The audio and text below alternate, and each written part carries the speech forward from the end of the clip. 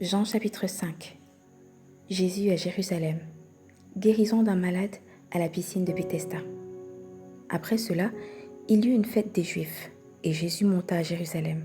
Or, à Jérusalem, près de la porte des brebis, il y a une piscine qui s'appelle en hébreu Bethesda, et qui a 5 portiques. Sous ces portiques étaient couchés en grand nombre des malades, des aveugles, des boiteux, des paralytiques, qui attendaient le mouvement de l'eau. Car un ange descendait de temps en temps dans la piscine et agitait l'eau. Et celui qui y descendait le premier après que l'eau avait été agitée était guéri, quelle que fût sa maladie. Là se trouva un homme malade depuis 38 ans.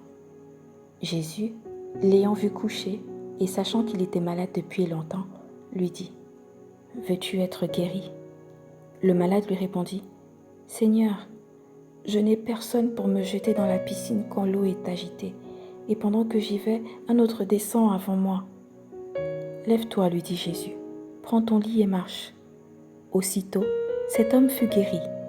Il prit son lit et marcha. C'était un jour de sabbat.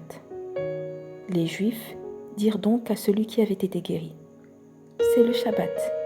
Il ne t'est pas permis d'emporter ton lit. » Il leur répondit : « Celui qui m'a guéri m'a dit : prends ton lit et marche. » Ils lui demandèrent : « Qui est l'homme qui t'a dit : prends ton lit et marche ?»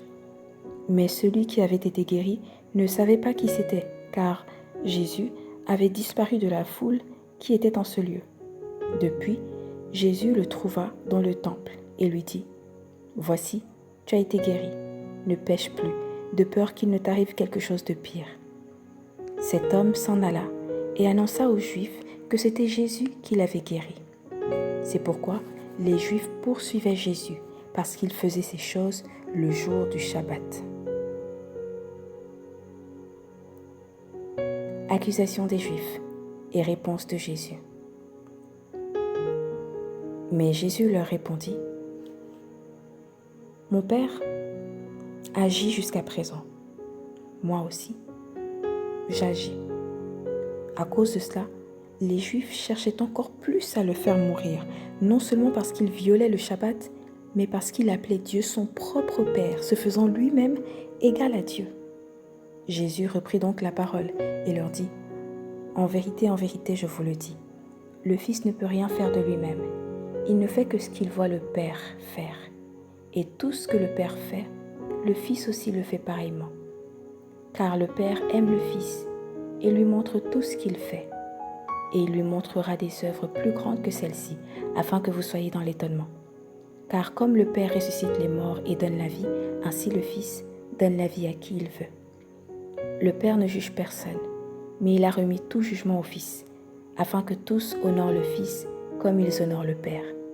Celui qui n'honore pas le Fils n'honore pas le Père qui l'a envoyé.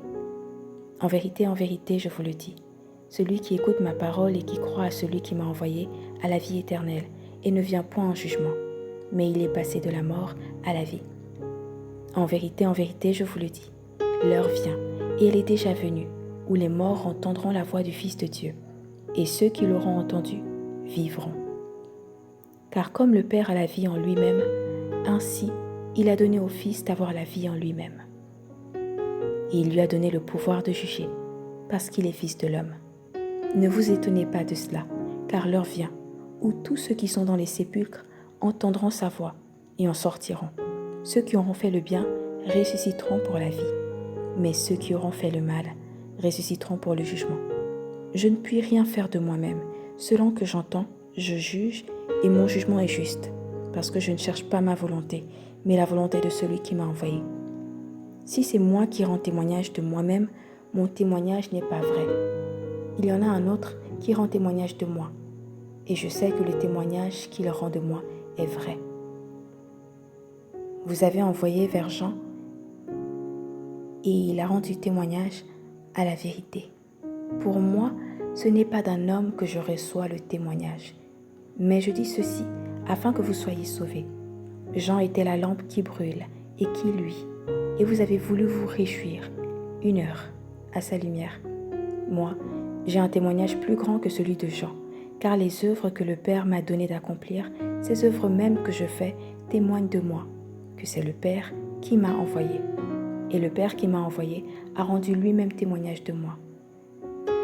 Vous n'avez jamais entendu sa voix, vous n'avez point vu sa face, et sa parole ne demeure point en vous, parce que vous ne croyez pas à celui qui l'a envoyé.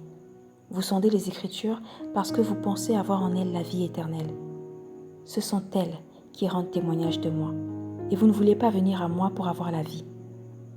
Je ne tire pas ma gloire des hommes, mais je sais que vous n'avez point en vous l'amour de Dieu. Je suis venu au nom de mon Père, et vous ne me recevez pas.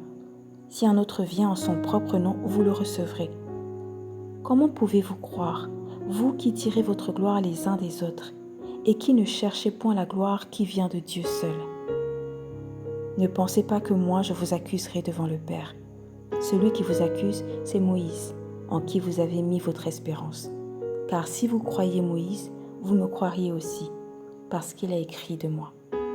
Mais si vous ne croyez pas à ses écrits, comment croirez-vous à mes paroles ?